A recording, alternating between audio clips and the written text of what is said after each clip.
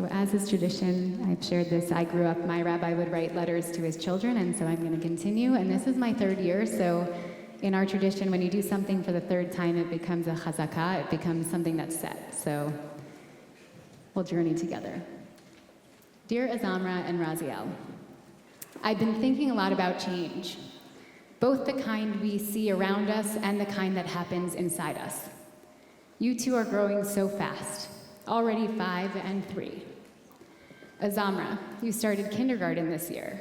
Your first time in a new school since you were 16 months old. You weren't even walking or talking when you started. This is a big change for you and for all of us. There's change happening in our community too.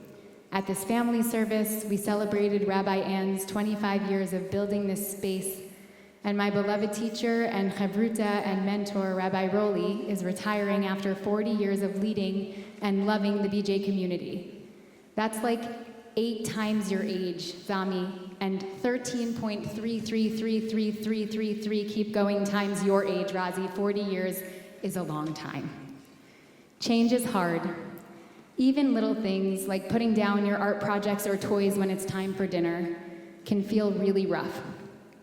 For all of us, bigger changes like starting a new school or a career or losing someone we love are even harder. And changing ourselves, that is a huge task.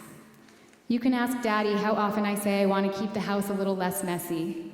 Changing habits takes effort and time and a lot of patience from ourselves and the people who love us. Change can be scary because we don't know what's coming next. Just look at the 2 goats from today's Torah reading. The Israelites used them to create a ritual to help them change. The priests would symbolically place all the community's mistakes onto one goat, which was then sent off into the wilderness to Azazel. Nope, I didn't say Raziel. It sounds very similar, but Azazel. A word even the rabbis really aren't sure they understand. That goat walked into the unknown, carrying the past so that people could start fresh.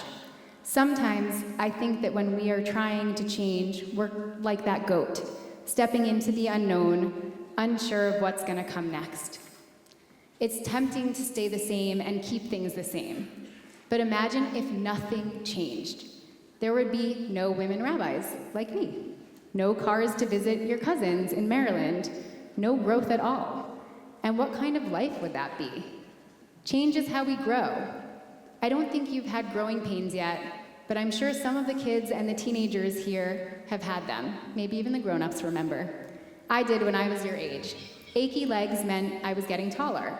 Not that I needed to worry that something was wrong. Or, if other people are not like mommy and they work out, it makes a lot of hard work and pushing, but slowly we watch our muscles grow.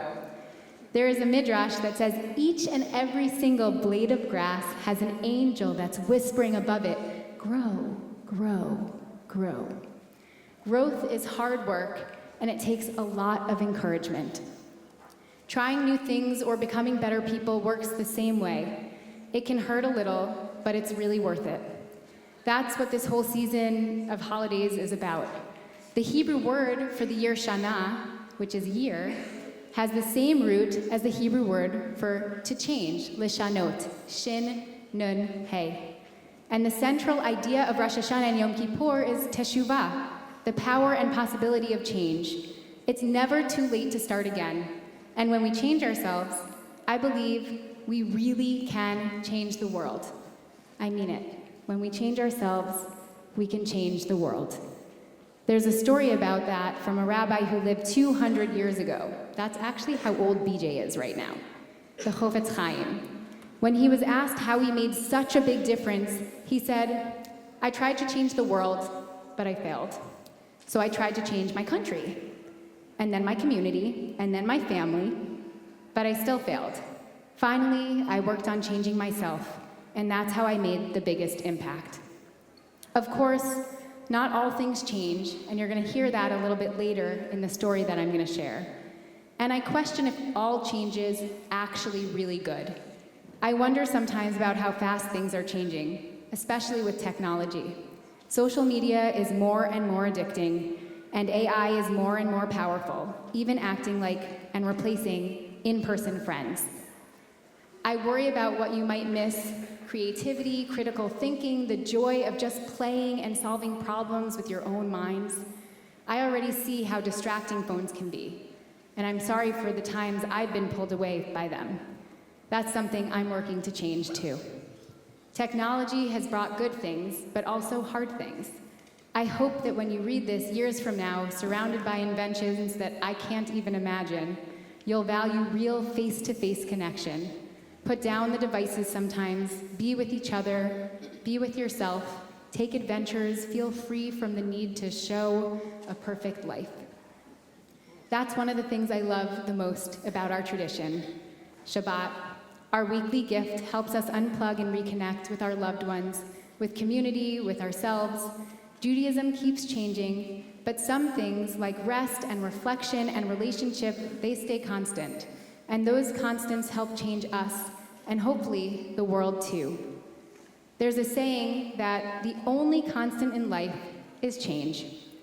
My prayer is that we have the strength and courage and love to face that change together, to become better people and make the world better too.